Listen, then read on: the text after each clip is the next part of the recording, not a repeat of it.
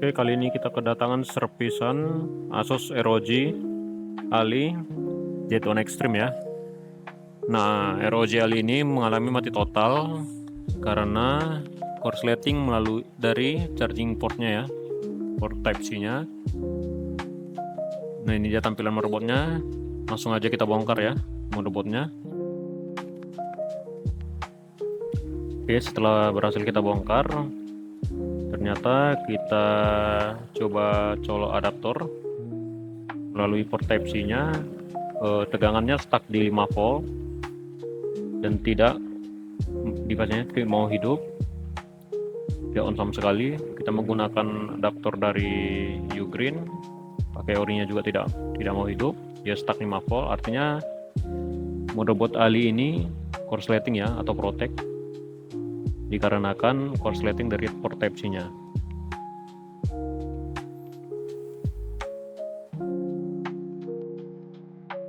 Nah, setelah kita cek, ternyata pada pin Type C nya sudah pernah dikerjakan oleh teknisi lain dan timah sudah korslet ke pin-pin lainnya.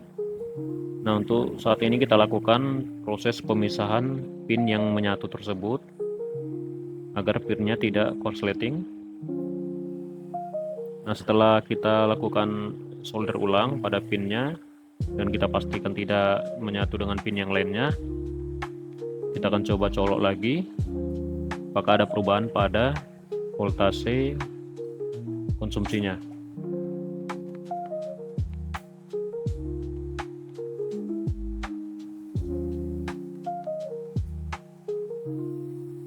Nah, setelah kita analisa lebih lanjut, ini ternyata pada portnya sudah rusak ya.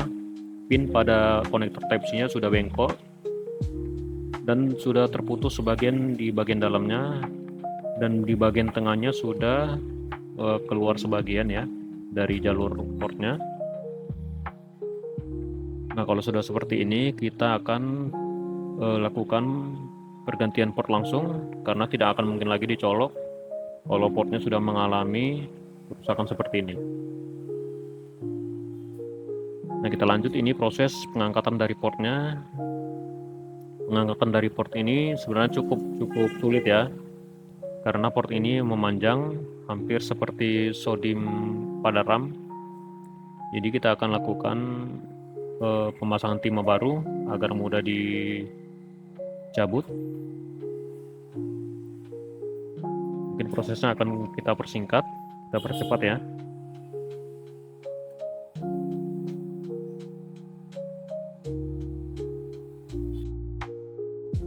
Oke, nah di bagian ini kita solder juga ya, kita tambahkan di bagian pin 2 sebelah kiri dan pin 2 sebelah kanan.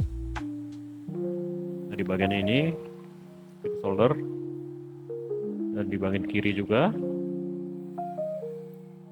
dan pin penahan di tengah juga.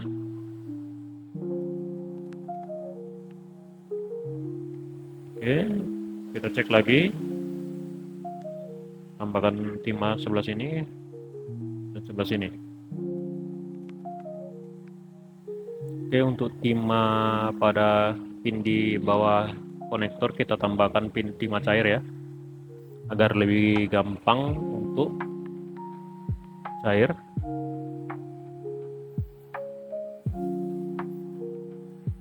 Oke, kita panasi daerah sini.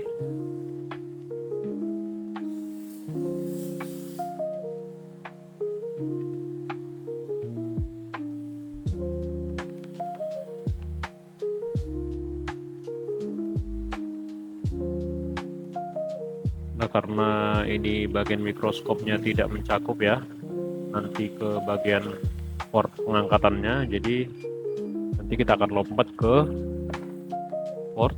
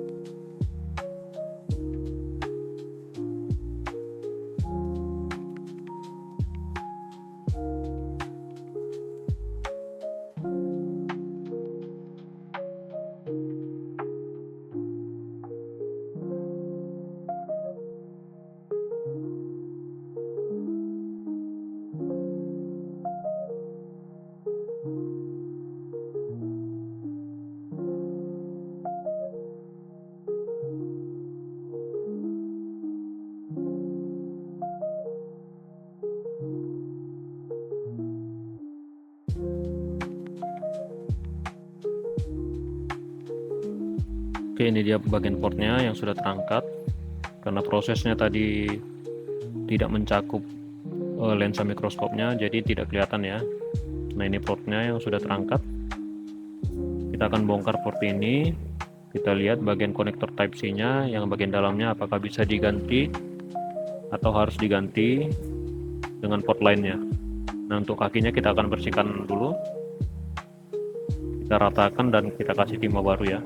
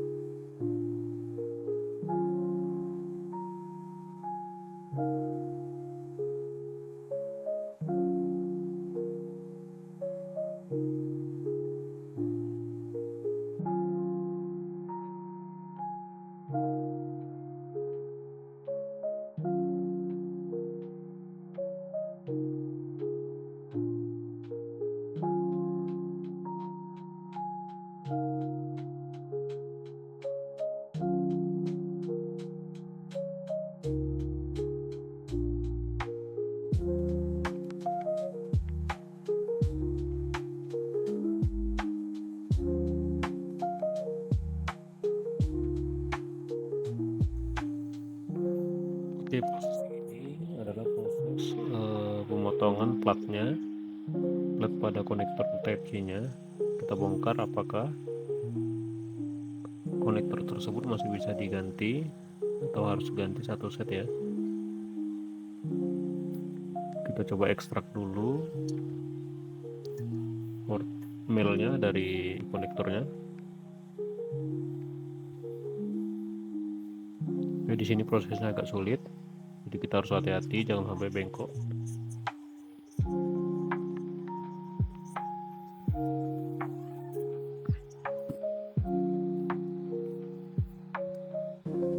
Oke, kita panasi dulu.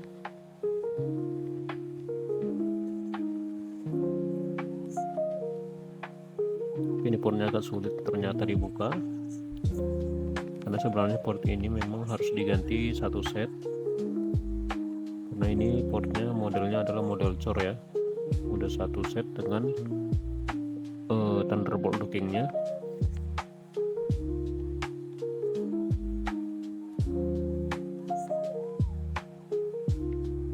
Oke, kita cari tahu dulu celahnya, mengunci untuk port Type C nya apakah masih ada yang nyangkut.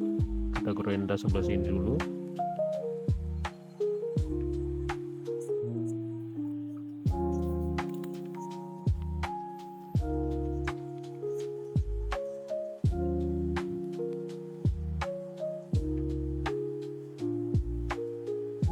Ternyata masih agak keras juga. Kita coba gerenda bagian sikunya.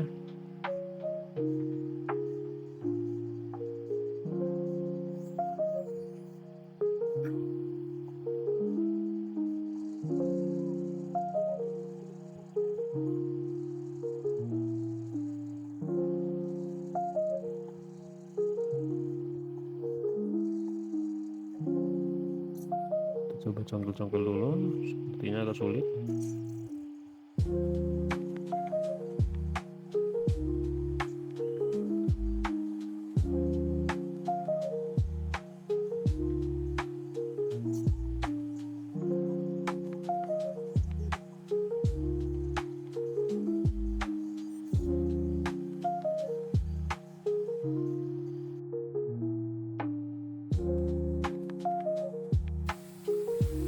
Ini dia portnya sudah berhasil terlepas dari dockingnya.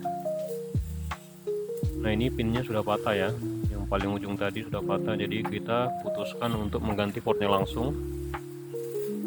Karena ini portnya berbeda dengan yang lain, kita ganti port yang lama, kita buang, kita ganti dengan port Type C saja, jadi tidak ikut dengan port Thunderbolt-nya. Nah, ini setelah kita ganti dengan port lain, ini kita tidak video ya, rekamannya hilang pula untuk mengganti port Type C nya. Nah, seperti ini dia gambarannya setelah kita ganti port Type-C. Kita tambahkan tulang untuk penguatan di port Type-C-nya, di kiri sama di kanan ya. Nah, itu yang di atas ini port Type-C yang kita coba pasang ternyata tidak cocok. Hampir semua port di laptop kita coba, tapi tidak ada yang cocok ya. Jadi ini kita cuma jumpa satu port yang sesuai, jadi kita pasang pakai yang ini. Setelah kita ganti, ternyata ini motherboardnya masih ada masalah ya pada komponen kibasnya.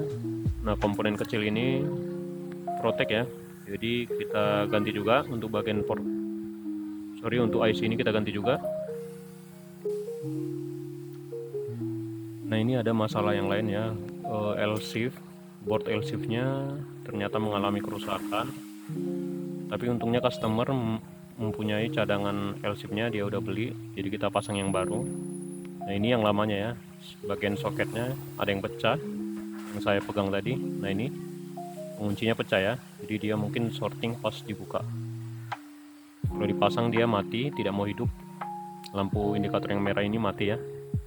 Jadi kita pasang yang baru, kita pindah komponen getarnya langsung ke board yang barunya, board L-shift nya. Nah, ini ampernya sudah menandakan charging ya untuk baterainya. Ini bukan ampere hidup ya, kondisi motherboard masih shutdown, belum dihidupkan. Nanti kita tes untuk tes on nya.